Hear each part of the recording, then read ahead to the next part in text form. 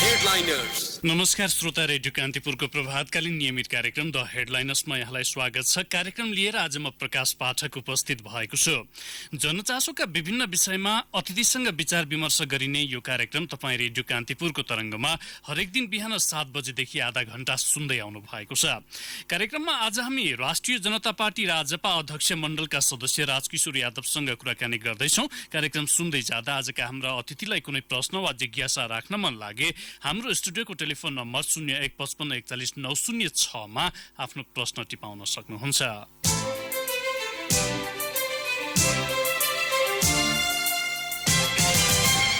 राष्ट्रिय सभाको निर्वाचनमा सत्तारूढ नेकपासँग गठबन्धन गरेको राष्ट्रिय जनता पार्टी राजपा यति बेला अलमलमा देखिएको छ। सत्ता यात्रा र समाजवादी पार्टीसँगको एकताका विषयमा राजपा भित्र केही ध्रुवीकरण देखिएको हो। प्रतिनिधि सभाको उपसभामुख पद राजपाले लिए सत्तामा पनि सहभागी हुने आम अनुमान छ, तर सो पार्टीले आधिकारिक रूपमा केही निर्णय लिन सकेको छैन। आज हामी राजपाको आगामी रणनीति र सम्भावनाका विभिन्न पाटोको विषयमा केन्द्रित रहेर राजपा अध्यक्ष मण्डलका सदस्य राजकिशोर यादवसँग कुराकानी गर्दैछौँ। उहाँ यति बेला हाम्रो टेलिफोन सम्पर्कमा हुनुहुन्छ। राजकिशोरज्यू नमस्कार, स्वागत छ कार्यक्रममा। धन्यवाद। नमस्कार। राष्ट्रिय जनता पार्टी दोबाटोमा पुगेर अल्मलिएको हो यति बेला? निश्चित रूपमा राजपा अलमलिएको होइन। राजपा बडो स्पष्टताका साथ राजपाले विगतमा उठान गरेका एजेन्डाहरूलाई कसरी कार्यान्वयन गराउन सकिन्छ, कसरी अगाडि बढाउन सकिन्छ, राष्ट्रिय राजनीतिमा एउटा सकारात्मक पहलकदमी लिएर आफूले हिजो शोषित भएका पीडित भएका जनताहरूको लागि जसरी आवाज उठाएको छ त्यो आवाजहरूलाई कार्यान्वयन गराउने, ती जनताहरूको भावनालाई बुझेर अगाडि बढाउने कार्यमा लागिरहेको छ। त्यसैले यो बाहिरी एक प्रकारको हल्लाको आधारमा धारणा निर्माण गर्नु हुँदैन र मलाई लाग्छ यो हल्लाको आधारमा कि राजपा अलमलमा छ, राजपा दोबाटोमा छ, यो किमार्थ होइन। राजपा बडो स्पष्टताका साथ विगतदेखि नै आफ्ना मुद्दाहरूलाई अगाडि राखेर अगाडि बढिरहेको छ। अब यो पार्टी एकता समाजवादी पार्टीसँग एकता गर्नुपर्छ भन्ने धार पनि तपाईँहरूसँग छ, अथवा त्यो विकल्प पनि छ, सरकारमा सहभागिताको विकल्प पनि तपाईँहरू छ। अब कताको बाटो चाहिँ तपाईँहरू रोज्नुहुन्छ त यो अवधिमा? किनभने छलफल त केही हदसम्म सत्तारूढ दलसँग पनि भएको होला अथवा समाजवादी पार्टीसँग पनि भएको होला। के छ यो बाटो पहिल्याउने अवस्था चाहिँ के छ तपाईँहरूको?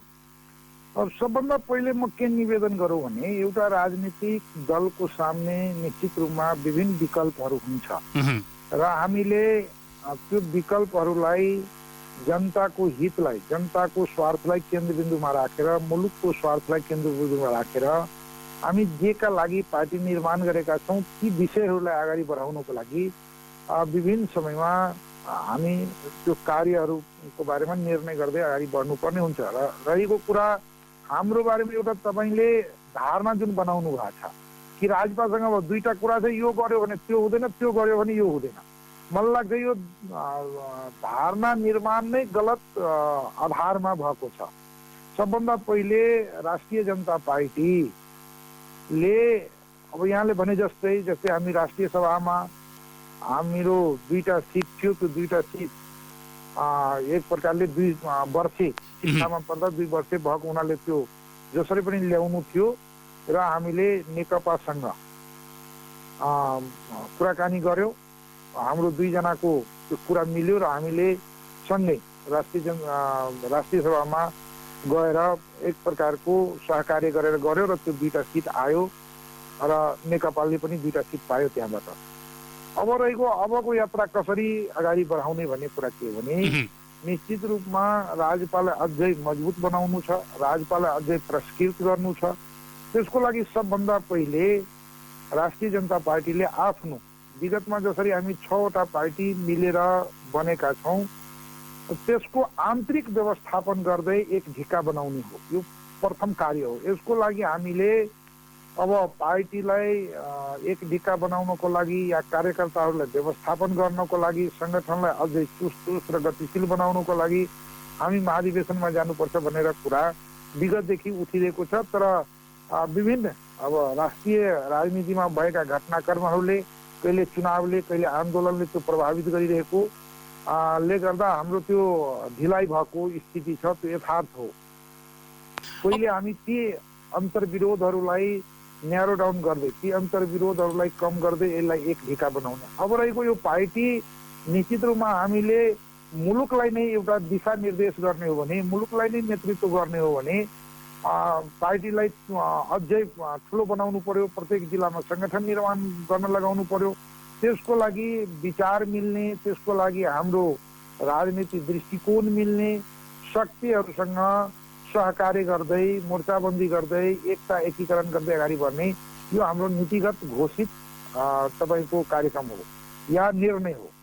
अर्को कुरा, हामीले आवश्यकता अनुसार अब यहाँ के छ भने एउटा अतिवादी बुझाइ छ र अर्को संकीर्णता बुझाइ छ। जे आफूले बुझ्यो, अहिले एउटा बडो गजबको यहाँ नेपालमा ट्रेन्ड के देखिएको छ भने आफूले जे बुझेको छ त्यो नै सर्वकालीन सत्य हो र अरूमाथि त्यो थोपर्छ र त्यो लागू हुनुपर्छ भने एउटा पार्टी सरकारमा जानुपर्छ कि पर्दैन, त्यो के भने आवश्यकताले निर्धारण गर्छ। अब यो तर राजकिशोरज्यू, तपाईँलाई मैले यहाँनिर रोकेँ। तपाईँकै पार्टीभित्र पनि जसरी एउटा शीर्ष तहमा पार्टी नेतृत्व छ, उसले स्पष्ट रूपमा सार्वजनिक कार्यक्रमहरूमा कोही सरकारमा जाने अथवा त्यो ढोका खुल्ला छ भनेर अभिव्यक्ति दिइरहेको अवस्था हुन्छ। कोही अन्य दलसँग चाहिँ एकता प्रक्रियाबाट अगाडि बढाएर चाहिँ पार्टीलाई चाहिँ बलियो बनाएर अगाडि बढ्ने तर्क गरिरहेको अवस्था हुन्छ। यसले पनि मान्छेको सोचमा अथवा तपाईँहरूप्रति निर्माण गर्ने धारणामा केही तलमाथि हुने अवस्था त निर्माण गरिरहेको अवस्था होला नि। पार्टी नेतृत्व चाहिँ किन एक ढिक्का भएर एउटै स्वरमा अगाडि बढ्न नसकेको त? यो किमार होइन। सबभन्दा पहिले म के जानकारी दिउँ भने राष्ट्रिय जनता पार्टी एउटा लोकतान्त्रिक पार्टी हो र यहाँ नेताहरू निश्चित रूपमा मैले भने नि, यो हाम्रो लागि सौभाग्य हो। यहाँ नेता र नेतृत्व गर्ने व्यक्तित्वहरू हुनुहुन्छ। त्यसैले विचारको प्रस्फुटन हुँदा या अभिव्यक्ति दिँदा आफ्ना दृष्टिकोण हुन्छ। तर राष्ट्रिय जनता पार्टीको विगतदेखिको हामीले यदि कार्य पद्धति हेर्ने हो भने जसले जस्तो अभिव्यक्ति बाहिर दिए पनि हामी निर्णयभन्दा अगाडि विभिन्न कोणबाट चर्चा गर्छौँ, विमर्श गर्छौँ, छलफल गर्छौँ। तर एकचोटि निर्णय भइसकेपछि त्यो निर्णयलाई इमान्दारीपूर्वक लागू गराउँछौँ। यो चाहे राष्ट्रिय सभाको चुनावको सवालमा होस् या विगतमा गरेका हाम्रो गठबन्धनको आधारमा गरेको चुनावको आधारमा होस् या विगतमा गरेका हामी कुनै पनि कार्यलाई हेर्ने हो भने निश्चित रूपमा निर्णय गर्नुभन्दा अगाडि हामीले व्यापक रूपमा छलफल गर्छौँ, विभिन्न पर्सपेक्टिभबाट छलफल गर्छौँ, मन्थन गर्छौँ होइन। तर निर्णय भइसकेपछि त्यहाँ हामी अड्छौँ र त्यो निर्णयलाई लागू गराउँछौँ। अब रहेको सवाल अहिले नै नेताहरूको आफ्नो दृष्टिकोण के गर्दा पार्टीलाई फाइदा हुन्छ, के गर्दा त्यो समाजलाई फाइदा हुन्छ, के गर्दा हाम्रो पार्टी अझै प्रस्कृत भएर अगाडि बढ्छ भन्ने विचार आउनुलाई मलाई लाग्छ यसलाई स्वाभाविकै मान्नुपर्छ। लोकतन्त्रमा विचारलाई निषेध गर्ने कुरा होइन। यहाँले भने नि, मैले आफ्नो विचार राख्ने क्रममा के निवेदन गरेँ भने हामीले यो पार्टीलाई अझै ठुलो पार्टी, अझै मजबुत पार्टी र यो मुलुककै एउटा शोषण उत्पीडनमा परेका जनतालाई एउटा निकास दिनको लागि अझै दरिलो, कसिलो, बलियो राजनीतिक शक्ति निर्माण गर्ने हाम्रो आधिकारिक निर्णय हो। हाम्रो आधिकारिक त्यसलाई कसरी गर्ने, कसैलाई लाग्छ त्यो एकीकरण गरेर सम्भव छ, कसैलाई लाग्छ होइन एकीकरण गर्ने भन्दा पहिले हामी आफ्नो जुन 6वटा घटक मिलेर राजपा बनाउँछौँ त्यसलाई आन्तरिक जुन हाम्रो कार्यकर्ता व्यवस्थापनदेखि लिएर वैचारिक जुन कुरा छ त्यसलाई अझै परिष्कृत गरौँ, त्यसलाई एक ढिका बनाऊ, मजबुत बनाऊ र अझै मुलुकमा देखिएका समस्याहरूलाई सम्बोधन गर्ने कार्यक्रमहरू लिएर अगाडि बढौँ र त्यो क्रममा विभिन्न पार्टीहरूलाई एकीकरण गर्दै जाउँ। त्यसैले सबभन्दा पहिले जरुरी के हो भने हामी आफ्नो राष्ट्रिय जनता पार्टीको आन्तरिक व्यवस्थापनलाई बढी ध्यान दिएर काम गर्ने हो। यो नै मलाई लाग्छ अहिलेको उपयुक्त बाटो हो र यो बाटोमा पार्टी जान्छ भन्ने कुरा म निवेदन गर्न चाहन्छु। अब यो मधेसवादी दलहरूले सरकार अथवा राज्यको नेतृत्व तहबाट पटक पटक धोका पाइसकेको छ, यो कुरा त तपाईँले पनि स्वीकारिरहनु भएको होला होइन? अब एउटै एजेन्डामा जसरी तपाईँहरूले विगत योभन्दा अगाडि जसरी आन्दोलनमा होमिनु भयो, त्यही दल पनि सरकारबाट जसरी बहिर्गमनमा परेको छ अथवा आफू बाहिरिएको छ, यसले चाहिँ एउटा सरकारमा जाने बाटो नै अथवा त्यो च्याप्टर नै क्लोज हुने अवस्था चाहिँ रहन्छ कि रहँदैन मधेसवादी दलहरूमा? किनभने यही एजेन्डामा यही नेतृत्वबाट बारम्बार यही निर्णयहरू भइरहँदा तपाईँहरूलाई अझै त्यो सम्भावना देख्ने अवस्था रहन्छ? सबभन्दा पहिले म अलिकति यहाँलाई करेक्सन गरौँ। यहाँले जुन मधेसवादी दल भन्नुभयो, अब यसलाई हामीले खाली मधेस मात्रै होइन, यो देशकै उत्पीडनमा परेका जनताहरूको मुक्तिको लागि एउटा वैकल्पिक शक्ति निर्माणको आधारशिला तयार गरेका छौँ। यो हाम्रो बारेमा जबरजस्ती लादिएको एउटा जुन छ, अब यहाँले पनि त्यो धारणा राख्नुभयो, म यसमा अलिकति करेक्सन होस् भन्ने कुरा निवेदन गर्छु। अर्को कुरा, सरकारलाई हेर्ने दृष्टिकोण, यहाँले भन्नुभयो बारम्बार धोका पायो। हामी कोसँग अहिलेको जुन समस्या छ कोसँग सम्बोधन गराउने, यो एकदम बाहिर मलाई के लाग्छ भने थोपारिएको विचार हो क्या। यो राज्य एकाङ्की भयो, यो राज्य सबैलाई समेट्न सकेन, यो स्ट्रक्चरल डिफेक्ट हो, यसलाई सुधार गर्नुपर्छ भन्ने हाम्रो माग हो। तर त्यो सुधारको प्रक्रिया के हो? आइदर हामीले यो सबै चिज यहाँबाट धोका भयो, या त हामी यो सबै चिज छोडेर जानु पर्यो।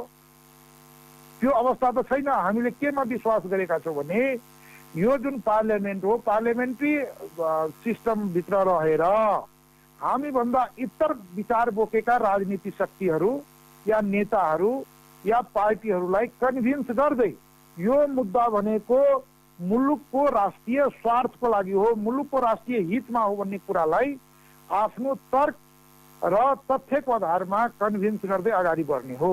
यदि हामी संविधान संशोधनका कुरा गर्दछौँ या स्ट्रक्चरल तपाईँको यसलाई ठिक पार्ने कुरा गर्छौँ भने के आजको दिनमा यी पार्टीहरूसँग कार्य गरेर सम्भव छ? त्यसैले मलाई के लाग्छ भने यो कार्यनीति र रणनीति बनाउने जिम्मा पार्टीका नेतालाई दिनुपर्छ। यो बाहिर एक प्रकारको हल्लाको भरमा आफ्नो धारणा निर्माण गर्ने र त्यो धारणा चाहिँ नेताहरूमाथि पार्टीहरूमाथि थोपरिदियो भने यसले गर्दा बडो समस्या हुन्छ। धोखा शब्द प्रयोग गर्नुभयो, मलाई लाग्छ यो टर्मोलोजी नै गलत हो क्या राजनीतिमा। यो आफूलाई अनुकूल सुट भयो भने स्वर्ग देख्ने, थोरै आफ्नो स्वार्थ पुरा भएन भने त्यसलाई नर्क बनाइदिने जुन एउटा अतिवादी चिन्तन छ, जुन एउटा त्यो आफ्नो स्वार्थले अभिव्यक्त भएको छ, यो केही दिनदेखि नेपालको राजनीतिमा यो बडा चल्तीको जनजीवनको विषय बनेछ। यो गलत चिज हो। हामीले जनताले तपाईहरुबाट जुन एउटा अपेक्षा, हामी जनताका जनप्रतिनिधि हौ प्रकाशजी, कस्तो कुरा गर्दै हुन्छ? हामी पनि दिन रात जनताका बीचमै हुन्छौँ। हामी भन्दा जनताको भावना बढी बुझेको को छ र? तर जनतालाई तपाईले जुन केही भइरहेको छैन। मैले त्यही भने नि, यसलाई सापेक्षताको आधारमा हेर्ने हो। यो अतिवादी चिन्तनले कहीँ पुर्याउँदैन कसैलाई। हामी यही पार्लियामेन्ट भित्र भएका दलहरूसँग सहकार्य समन्वय गर्दै अगाडि बढेको खण्डमा मात्रै हामीले या त हामीले होइन यो सबै कुरा, जस्तै हिजोको दिनमा जुन शक्तिहरूले भन्थ्यो नि यो पार्लियामेन्ट्री सिस्टम भनेको खसीको टाउ देखाएर कुकुरको मासु बेच्ने थलो हो, आज उहाँहरूले नै त्यहाँ रजाइ गरिरहनु भएको छ। यदि यो चिन्तनबाट काम गर्ने हो भने कथनी एउटा करनी एउटा भने मलाई भन्नु केही छैन। तर म यो कुरामा बडो स्पष्ट के छु भने आजको दिनमा राष्ट्रिय जनता पार्टीले आफ्ना कार्यनीति र रणनीति तय गर्दा हामी कुन अवस्थामा छौँ र हामीले खोजेको विषय कसरी पुरा हुन्छ। हामी हतियार उठाएर बाहिर जान लागेको होइनौँ। हामी एउटा पार्लियामेन्ट भित्र भएको संवैधानिक शक्ति हो। अब संविधान संशोधन गर्नको लागि अहिले के छ भने 2/3 शक्ति चाहिन्छ। यो 2/3 भनेको पार्लियामेन्ट भित्रको कम्पोजिसनबाट आउने चिज हो। त्यसैले त्यसमा हामीले अब कोहीसँग संवाद गर्ने बित्तिकै सहकार्य गर्ने बित्तिकै यो यस्तो भयो भन्ने जुन हाम्रो धारणा हो त्यो नै गलत हो। पहिले म त त्यसलाई अब जनताले त तपाईँहरूलाई गाली गर्न थालिसके आफूहरूको एजेन्डामा गाली गालिसक्यो। खुलेआम रूपमा भनिरहेका छन् राजपा समाजवादी लगायतका दलहरूबाट यो त मुद्दामा पुरै चाहिँ नेपालको दललाई गाली गरिरहेको छ। अब हाम्रो ट्रेन्ड नै के हो भने हामी अब यो मलाई लाग्छ हाम्रो यो समाज निर्माणको प्रक्रियासँग जोडिन्छ। हामी धारणा कसरी निर्माण गर्छौँ त्यो विषय खालि राजपा या अर्को अमुक दलसँग मात्रै लागू हुँदैन। हामीले यत्रो ठुलो ल्याएको व्यवस्थालाई पनि अहिले तपाईँले अब यो के भने लोकतन्त्रमा यो स्वतन्त्रता हुन्छ, अभिव्यक्ति स्वतन्त्रता हुन्छ, विचार राख्ने स्वतन्त्रता हुन्छ। तर यसलाई कृपया तपाईँ जस्तो यत्रो ठुलो कार्यक्रममा राजपालाई जनता गाली गर्न सक्यो त्यो भने त्यो त राजकिशोरज्यू मधेसका पनि बुद्धिजीवीहरूले खुलेआम रूपमा भनिरहेको अवस्था छ। राजपा लगायतका कुन आम रूपमा यसको इन्डिकेसन के हो? जनताले माया गर्छ कि गर्दैन भन्ने कुराको इन्डिकेसन के हो? तपाईँ अहिले हालै सालै भएको चुनावलाई यस्तै तपाईँहरूले भन्नुहुन्थ्यो काठमाडौँ बसेर, ए राजपाले आन्दोलन गर्छ जनतै छैन। चुनाव भयो, आज हामी चुनावमा तेस्रो शक्ति भएर जनताले हामीले माया दिएर आशीर्वाद दिएर पठायो। चुनाव भएको अहिले 2 वर्ष भएको छैन, जनताले गाली गर्न सुरु गरिसक्यो भन्नुहुन्छ। अरे बाबा, जनताकै लागि लडिरहेको शक्तिलाई जनताले अझै बढी गरोस्, अझै यिनीहरूले काम गरोस् भन्ने त्यो अपेक्षासहित हामीलाई उहाँहरूले पुस गरिरहेको छ। हो, त्यो कर्ममा उहाँहरूलाई लाग्दो होला अलिकति स्लो भयो कि भन्ने। त्यसैले म के अनुभूत तपाईँहरूले अहिलेसम्म गर्नु भएको छैन। उसो भए हजुर त्यो अनुभूत तपाईँहरूले अहिलेसम्म गर्नु भएको छैन। के अनुभूत गर्ने? जनताको माया प्राप्त भइ नै रहेको छ भन्ने तपाईँहरूको बुझाइ हो? निश्चित रूपमा माया प्राप्त, बिना जनताको माया प्राप्त नगरिकन राजनीति पार्टी चल्न सक्छ? तर जुन धारणा आइरहेका छन् नि राजकिशोरज्यू, जसरी मधेसको एउटा बुद्धिजीवी सर्कल अथवा त्यो एउटा बौद्धिक समाजले जसरी तपाईँहरूलाई चाहिँ क्रिया प्रतिक्रिया जनाइरहेको अवस्था छ, त्यसले त सकारात्मक सङ्केत पक्कै पनि दिएको छैन होला नि। त्यसभन्दा पहिले त म के निवेदन गरौँ भने तपाईँ आफ्नो धारणालाई ठिक गर्नुहोस्। तपाईँ आफू चाहिँ you already occupied, your mind is already occupied, confirmed त्यो पर्सेप्सन। त्यसैले तपाईँ आफूले जुन धारणा बोक्नु भएको छ त्यो धारणा ममाथि नथोपार्नुहोस् न।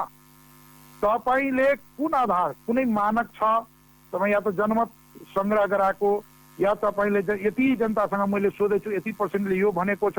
तपाईँ जस्तो यत्रो पपुलर कार्यक्रममा यत्रो ठुलो मिडियाले दिनरात एउटै कुरा त्यो गोइबल्स थ्योरीमा गयो भने हामीलाई त बदनाम गर्ने, हामीलाई डिस्क्रेडिट गर्ने, डिस्फेम गर्ने यहाँ त छँदैछ। एउटा प्लानिङ तहत चाहिँ त्यो सोच अन्तर्गत काम हुँदैछ। म के निवेदन गरौँ भने राष्ट्रिय जनता पार्टी अहिलेसम्म निर्माणदेखि आजसम्म हाम्रा आन्तरिक व्यवस्थापनमा कमी कमजोरी भयो होला, त्यो आन्तरिक सङ्गठनको कुरा होला, त्यसलाई म सहृदय स्वीकार्छु। तर राष्ट्रिय सवालमा, सार्वजनिक सवालमा र जनसरोकारका सवालमा आजको दिनमा सबभन्दा अब्बल जनताको स्वार्थलाई केन्द्रमा राखेर काम गरेको, निर्णय गरेको स्थिति छ। आज तपाईँले पहिले हामीलाई के गर्थ्यो, आरोप लगाउँथ्यो भने यिनीहरू मधेसका नेताहरू हामीलाई जबरजस्ती, कोही एउटै सिट भएको पार्टी छ काठमाडौँमा, दिनरात त्यसले नेपालभन्दा अरू देशको कुरा गर्छ, ऊ राष्ट्रवादी हुन्छ। एउटै सिट भएको पार्टी छ, ऊ राष्ट्रवादी हुन्छ, उसको कहीँ सङ्गठन छैन। खालि काठमाडौँको एउटा जिल्ला एउटा कुनामा सङ्गठन छ, ऊ राष्ट्रिय दल हुन्छ। हाम्रो आजको अवस्था के हो भने 55 जिल्लामा हाम्रो सङ्गठन छ। हाम्रो पार्टी मधेसको एउटा दक्षिणी भागदेखि हिमालसम्म सङ्गठन छ। हामी मधेसवादी भयौँ। यो कसको धारणा हो? त्यो तपाईँहरूले निर्माण गरिदिएको धारणा हो। हाम्रा पत्रकार मित्रहरूले, हाम्रा यहाँका आफूलाई तथाकथित बुद्धिजीवी भन्ने भनाउँदाहरूले हामीमाथि लाभ दिएको यो कुरा हो। तर वास्तविकता तपाईँहरूको आधार क्षेत्र त मधेस नै हो नि, त्यो त स्वीकार्नुहुन्छ कि न तपाईँ? अब एउटा भक्तपुर जिल्लामा एउटा क्षेत्रमा भएको आधार क्षेत्रको पार्टीलाई तपाईँले सम्बोधन गर्दा के भन्नुहुन्छ? भक्तपुरे पार्टी कहिले भन्नुभएको छ? एउटा प्युठानमा एउटै गाउँमा सङ्गठन भएको पार्टीलाई कहिले तपाईँले प्युठाने पार्टी भन्नुभएको छ? यो हामीले हिजो राज्यले जसरी धारणा निर्माण गरिदियो नि, तपाईँ त्यसका असली प्रतिनिधिको रूपमा अहिले बोल्दै हुनुहुन्छ। अनि हामीलाई तपाईहरुले संकीर्ण भयो, जातिवादी भयो, क्षेत्रवादी भयो भन्नुहुन्छ। राजकिशोरज्यू, म तपाईँलाई एउटा निवेदन गर्छु। जस्तो हामीले पनि यो बीचमा मधेसवादी दलहरू अथवा मैले तपाईँलाई भन्न खोजेको यो मधेसको प्रतिनिधित्व गर्ने दलहरूबाट जसरी क्रियाहरू आइरहेका छन् होइन, यो बीचमा हामीले धेरै बुद्धिजीवीहरूसँग पनि कुराकानी गरेका छौँ। एकजना नाम भन्नुस् न, तपाईं बुद्धिजीवी कसलाई भन्नुहुन्छ? एकजना हामीले लक्ष्मणलाल कर्ण तपाईँकै पार्टीका नेतासँग पनि कुराकानी गरेका छौँ। राष्ट्रिय जनता पार्टीले कुन अपराध गरिदियो जो जनता रिसाइको? एउटा निर्णय त तपाईँ भन्नुहोस्। तर जनतालाई धोका दिएको त विश्वास गर्नुहुन्छ नि तपाईँ? के गर्यो विगतमा? हामी माथि जबरदस्ती लाभ दिएको आरोप हो। यिनीहरू लोभी भए, पापी भए, यिनीहरू मिल्नै सक्दैन, टुट्यो फुट्यो। अनि 6 वटा पार्टी मिलेर राष्ट्रिय जनता पार्टी निर्माण गरेर नेपालको राष्ट्रिय राजनीतिमा एउटा नयाँ हामीले पहल कदमी गर्यौं। त्यसपछि हामीले सुन्नुहोस्, त्यसपछि चुनावमा गएर तेस्रो पार्टी बन्यौं। त्यसपछि हामीलाई के हल्ला गर्यो? जबरदस्ती। त्यही बुद्धिजीवी, तथाकथित बुद्धिजीवीहरू यहाँ आफैले धारणा बनाउने, फलानुले जनताले भन्यो रे, काठमाडौँ बस्यो, पुरै नेपाल काठमाडौँ त्यही 2-4 जनाले चलाइरहेछ जस्तो जनता रिसायो। अनि हामी यिनीहरू सरकारमा जान खुट्टा उचालेको छ, आज सरकारमा जाँदैछ, भोलि सरकारमा जाँदैछ भने हल्ला पिट्यो। हामीले आफ्ना मुद्दाहरू अगाडि, कि हामीलाई सरकारमा आउनको लागि सम्मान्य प्रधानमन्त्रीजीले अफर गरेको होइन? राष्ट्रिय जनता पार्टी बडो त्यस्ताका साथ आफ्नो मुद्दाहरू अगाडि सार्यो। हामीले सरकारमा जानै हुँदैन भने त्यो अतिवादी सोच होइन। सरकार चाहिँ जनताको पक्षमा या हामीले उठान गरेको मुद्दाको लागि कति प्रभावकारी हुन्छ त्यो भनेको रणनीतिक विषय होइन, त्यो कार्यनीतिक विषय हो। त्यसैले त्यो कुन काम गर्दा पार्टीलाई, त्यो कार्यकर्तालाई या त्यो समाजलाई फाइदा हुन्छ भनेर हामीले सरकारमा तत्कालीन अवस्थामा समर्थन दियौं। सरकारलाई के भन्यो भने तपाईँ अगाडि बढ्नुहोस्, तपाईँको 2/3 सरकार अगाडि बढोस्, तपाईँलाई जनताले जनादेश दिएको छ, तपाईँको यो यसलाई म कदर गर्छु। जनताको जनादेशलाई अपमान गर्ने काम गर्नु हुँदैन। नेपाली जनताको चाहना हो तपाईँको नेतृत्वमा नयाँ नेपाल बनोस्, यो संविधान कार्यान्वयन होस्, संविधानमा देखिएका समस्याहरू सम्बोधन होस्। त्यसको लागि हामी पनि साथमा छौँ भने समर्थन गर्यौं, सरकारमा गएनौं। राजकिशोरज्यू, यहाँलाई म केही बेर रोक्छु कार्यक्रममा। हामी छोटो ब्रेकमा जान्छौँ। ब्रेकपछि श्रोताका पनि प्रश्न लिएर म आउनेछु। कृपया टेलिफोन सम्पर्कमै बसिदिन यहाँलाई आग्रह गर्दछु। अहिलेलाई भने ब्रेकको पालो। ब्रेकपछि पुनः स्वागत छ। तपाईँ रेडियो कान्तिपुरको तरङ्गमा कार्यक्रम द हेडलाइनर सुनिरहनु भएको छ। कार्यक्रममा आज हामी राष्ट्रिय जनता पार्टी राजपा अध्यक्ष मण्डलका सदस्य राजकिशोर यादवसँग कुराकानी गरिरहेका छौँ। यादवजी, यहाँलाई कार्यक्रममा पुनः स्वागत छ। धन्यवाद। धन्यवाद। धेरै श्रोताको प्रश्न छ। तपाईँले जुन प्रतिक्रिया अथवा जुन जवाब दिनुभएको छ त्यसको ठिक विपरीत श्रोताहरूको प्रश्न छ। म यहाँलाई राख्न चाहन्छु, संक्षिप्त जवाबको अपेक्षा पनि गर्दछु। डोलराज पराजुलीले सोध्नु भएको छ रूपन्देहीबाट, नेपाली राजनीतिमा सत्तामा पुगेर जनता भुल्ने राजपाले जनताका लागि के दियो? 1, 2, 3 गरेर बताइदिनुहोस्। सबभन्दा उहाँलाई म के निवेदन गर्न चाहन्छु भने राजपा कहिले सत्तामा गयो? उहाँले राजपाको इतिहास या उहाँलाई केही अध्ययनको कमी भयो कि भन्ने निवेदन हो। राजपा निर्माण भएदेखि राजपा अहिलेसम्म सत्ताको त परै जाओस्, पुरा सरकारमा पनि गएको छैन भन्ने कुरा म निवेदन गर्न चाहन्छु। राजपा एउटा सङ्घर्षमा आधारित राजनीतिक उद्देश्यका साथ निर्माण भएको शक्ति हो। त्यसैले राजपाको बारेमा पहिले अध्ययन गर्नुहोस् अनि प्रश्न गर्दा राम्रो हुन्छ भन्ने मेरो। सिनामङ्गलबाट सुन्नु भएको छ छविरमण अधिकारीले, भारतीय दादागिरी पनि देशमा देखि नै रहेको छ, सीमा मिच्ने अपराध भइरहेको छ, उखु किसान अन्यायमा पर्दा तपाईँहरूको बोली किन सुनिँदैन देशमा? अब सबभन्दा पहिले कुरा के हो भने मलाई के लाग्छ भने सबैको काम र कर्तव्य तपाईँको निर्धारित हुन्छ। एउटा राजनीतिक शक्तिको हिसाबले राजपाले नेपालको पक्षमा, नेपालको राष्ट्रियता, नेपालको स्वाधीनता र नेपालको राष्ट्रिय स्वार्थलाई हित गर्ने कुरा जे गर्नुपर्छ एउटा नेताको रूपमा, एउटा दलको रूपमा मलाई लाग्छ जब जब समस्या आयो हामीले त्यो कुरा बोलेका छौँ।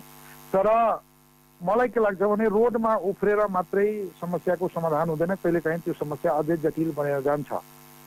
जहाँसम्म भारतलाई हेर्ने एउटा परम्परावादी चिन्तन छ जो हिजोको हाम्रा नेतृत्वले आफ्नो स्वार्थको लागि यहाँ लाद दिएको र त्यो बोझ लिएर अहिले पनि केही मान्छेहरू घुम्दैछ। त्यसैले हामीले सीमाको कुरा हुँदा, कालापानीको कुरा हुँदा मलाई लाग्छ बरु स्पष्टताका साथ हामीले र हाम्रा पार्टीका नेताहरू र म स्वयंले पनि त्यो कुरा राखेको छु र विभिन्न मिडियाहरूमा त्यो कुरा आइसकेको कुरा म निवेदन गर्न चाहन्छु।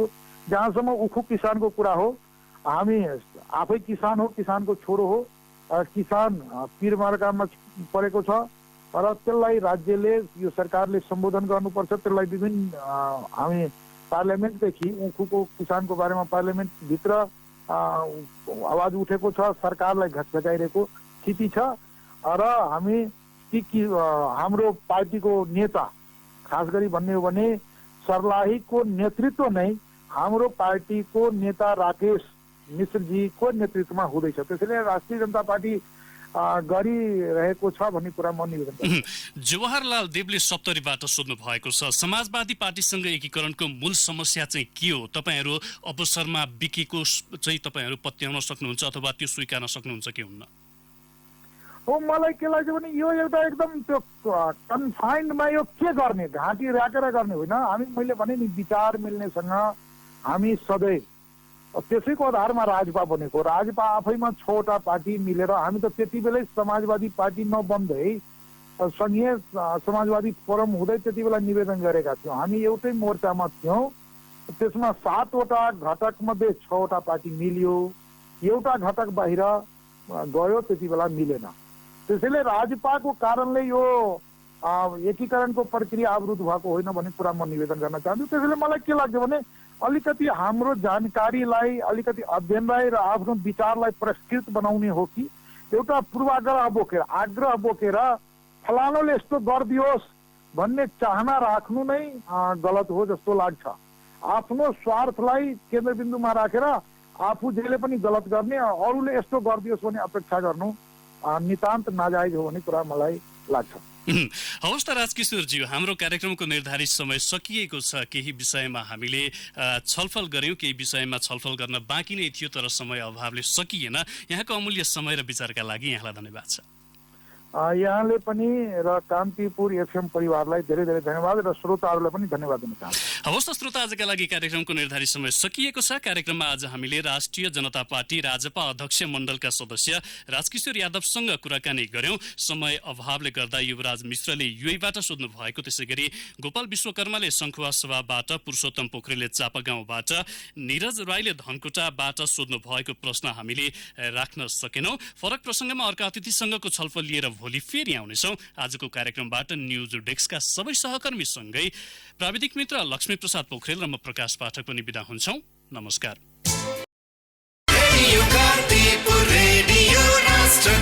सूचना र मनोरञ्जनको संवाहक रेडियो राष्ट्रको रेडियो कान्तिपुर।